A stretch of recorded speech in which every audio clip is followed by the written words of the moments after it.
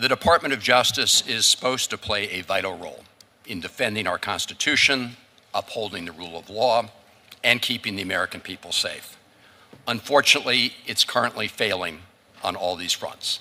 And this budget request will make a bad situation even worse. We are witnessing a level of lawlessness from this administration that is unprecedented in scale and scope.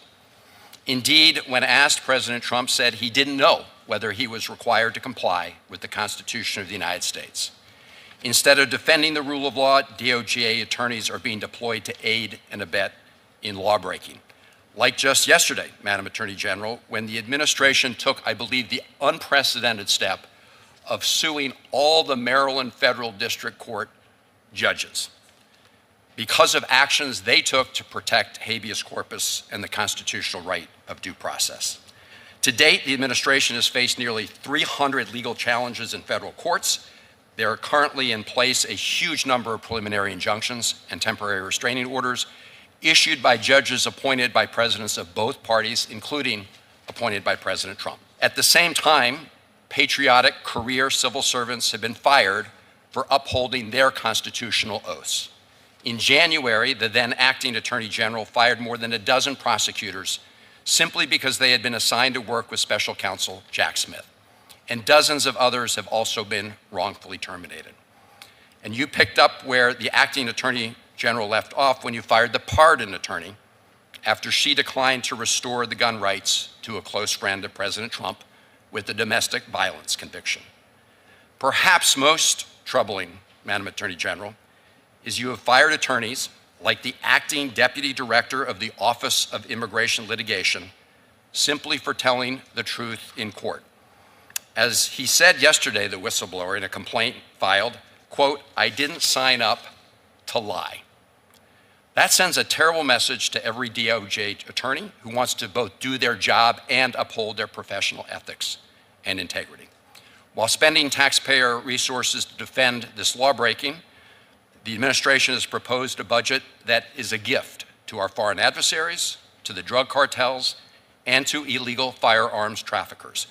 Why do I say that? Let's look at each of those categories.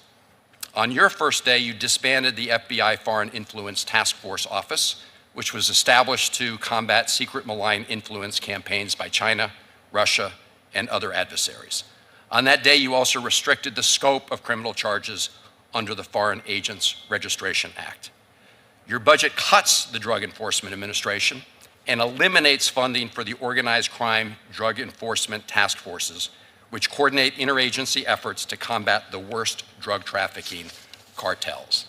And you're effectively dismantling efforts to go after illegal gun traffickers by attempting to dissolve the ATF. At the same time, this budget undermines local law enforcement by stripping away funding that's critical to protecting our local schools and reducing violent crime in rural communities. And many organizations that help the victims of crimes are running out of their fiscal year 25 funds because, for example, the Office of Justice Programs has only posted one grant solicitation for 2025. Meanwhile, under the guise of efficiency, your budget proposes to combine and significantly cut the 3 distinct DOJ grant-making agencies, including the Office on Violence Against Women, which you propose to slash by 30%. There is nothing efficient about reducing services to victims of crime. Your budget also indicates that transparency and integrity are not priorities of the Justice Department. Over the last 5 months, you've decimated the public integrity section. Public reports indicate that this office went from 30 attorneys to as few as 5. Your budget would also slash the department's oversight watchdog, the Office of Inspector General, by $42 million. Inspector General Horowitz told me that these cuts would result in the elimination of 140 positions, which would bring investigations to a halt and interfere with the IG's ability to conduct oversight of the department.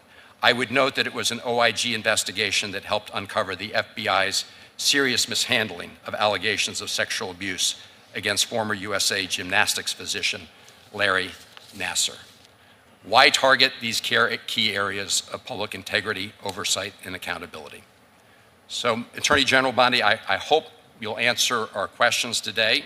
I say that because your department has failed to respond to any of the 9 inquiries I have made and have responded to only 2 of 38 letters sent by my colleagues, the ranking members of the Senate and House Judiciary Committees, Senator Durbin and Congressman Raskin. So, Madam Attorney General, we have much to discuss this morning. I look forward to your testimony. This wasn't just another budget session. It was a defining moment of reckoning.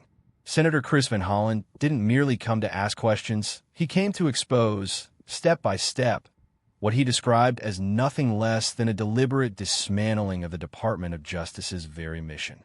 And if you care about the Constitution, if you care about the principle that no one is above the law, this deserves your full attention. The Justice Department was created to defend the rule of law, not to undermine it. It is supposed to safeguard constitutional principles, not twist them beyond recognition.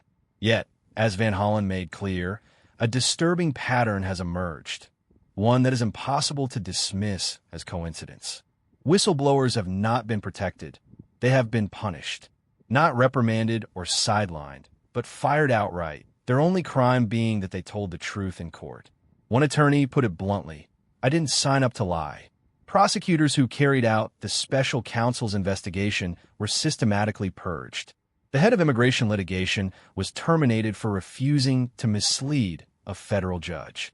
The pardon attorney was dismissed for refusing to restore firearm rights to a Trump ally convicted of domestic violence. And what does this communicate to every attorney left inside the DOJ? That loyalty to the law is no longer enough. That the new requirement is loyalty to power itself, or face removal. At the same time, the very structures designed to provide oversight and prevent corruption are being quietly dismantled.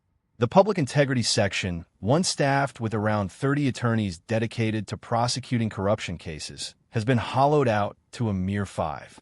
The Inspector General's office, essential to internal accountability, faces a $42 million slash that would wipe out 140 positions and essentially halt ongoing investigations. And let's be clear, this is the same office that uncovered the FBI's catastrophic mishandling of the Larry Nassar abuse case. So why cut it now? Unless the goal is to make sure similar misconduct never comes to light again. This is not streamlining, it's sabotage. This is the systematic removal of guardrails designed to protect the public. And while the administration claims to be tough on crime, the facts tell a very different story. The FBI's Foreign Influence Task Force was dismantled on day 1. The DEA's cartel-focused task forces are being dissolved. The ATF, already stretched thin, is under attack. Even the Office on Violence Against Women, a program that directly protects victims, faces a staggering 30% budget cut. Local law enforcement support is being slashed.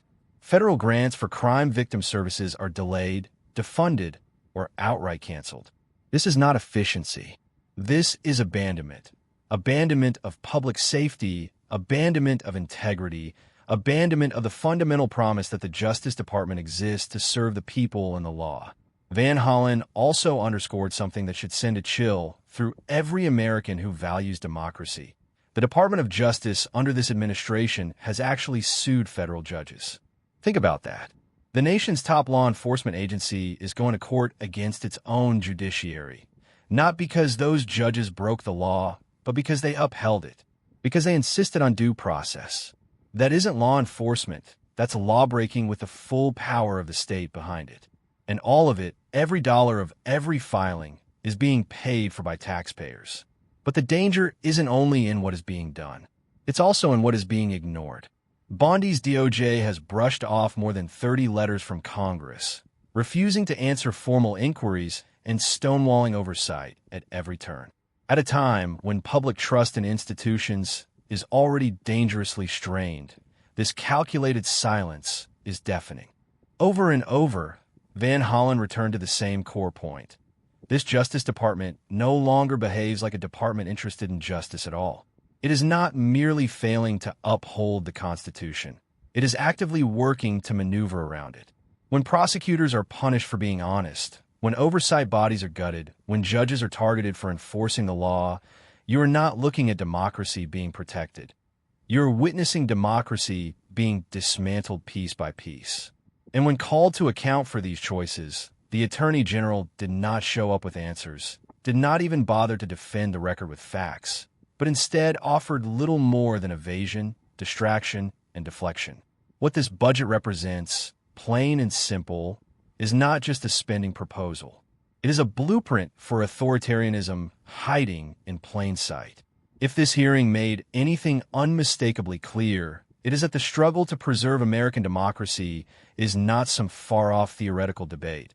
It is a real fight happening right now, in real time, before our eyes. And the stakes could not be higher. If you believe in holding leaders accountable, if you believe that truth and law should still matter, then you cannot afford to stay silent. Subscribe now to support independent coverage that cuts through the spin.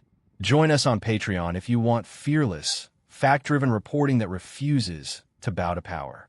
And if you are tired of seeing justice sold off to the highest bidder, tired of watching constitutional principles eroded for political convenience, then share this message, spread the truth, and remind every American that democracy survives only if the people themselves defend it.